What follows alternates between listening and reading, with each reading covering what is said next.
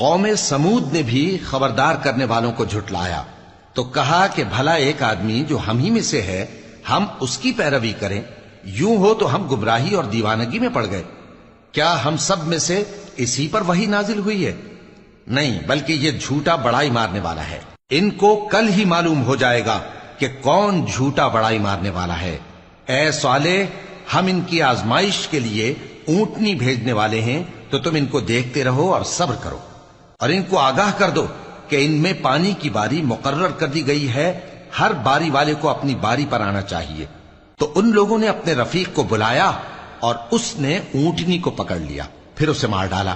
سو دیکھ لو کہ میرا عذاب اور ڈرانا کیسا ہوا۔ ہم نے ان پر عذاب کے لیے ایک زور کی آواز بھیجی تو وہ ایسے ہو گئے جیسے باڑ والے کی چورا چورا ہو جانے والی باڑ۔